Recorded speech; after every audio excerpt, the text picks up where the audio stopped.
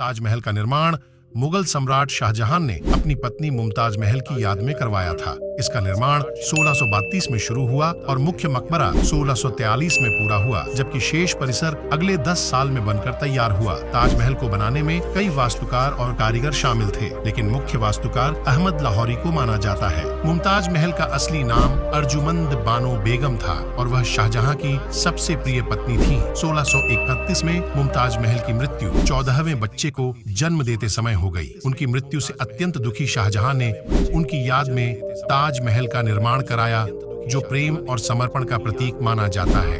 ताजमहल भारत के उत्तर प्रदेश राज्य के आगरा शहर में स्थित है।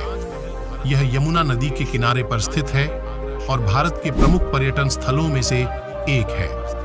ताजमहल अपनी अद्वितीय वास्तुकला और सुंदरता के कारण दुनिया भर में प्रसिद्ध है।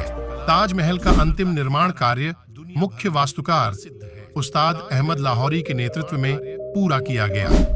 ताजमहल के निर्माण में कई अन्य प्रमुख कारीगर और शिल्पकार भी शामिल थे, लेकिन उस्ताद अहमद लाहौरी को इसका प्रमुख वास्तुकार माना जाता है। निर्माण कार्य 1632 में शुरू हुआ और 1653 में समाप्त हुआ। यह एक प्रचलित किंवदंती है कि ताजमहल के निर्माण के बाद शाहजहां ने कारीगरों के हाथ कटवा दिए थे ताकि वे भविष्य में कभी भी ऐसा कोई अद्वितीय निर्माण न कर सकें। हालांकि इस दावे के समर्थन में कोई ऐतिहासिक प्रमाण नहीं है। अधिकांश इतिहासकारों और विद्वानों का मानना है कि यह एक मिथक है और इसका कोई ठोस सबूत नहीं है।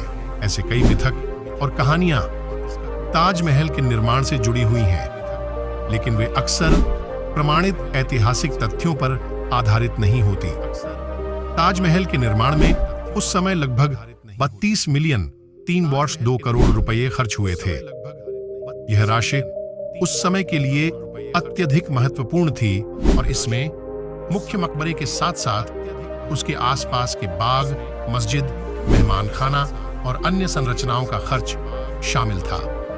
अगर इसे आज के समय के हिसाब से समायोजित किया जाए तो यह राशि अरबों डॉलर के बराबर हो सकती है, जिससे इस भव्य स्मारक की निर्माण लागत का अंदाजा लगाया जा सकता है। ताजमहल लगभग 42 एकड़ लगभग 17 हेक्टेयर क्षेत्र में फैला हुआ है। इस क्षेत्र में मुख्य मकबरा, बाग बगीचे, मस्जिद, मेहमान खाना और यमुना नदी के किनारे स्थित अन्य संरचनाएं शामिल हैं। ताजमहल परिसर का यह विस्तृत क्षेत्र इसे एक भव्य और प्रभावशाली स्मारक बनाता है। उम्मीद करता हूं ये वीडियो आपको पसंद आया होगा। नीचे कमेंट में बताएं और साथ ही लाइक, शेयर, सब्सक्राइब करना बिल्कुल ना भूलें। धन्यवाद। मिलते हैं अगले नए शानदार वीडियो के साथ।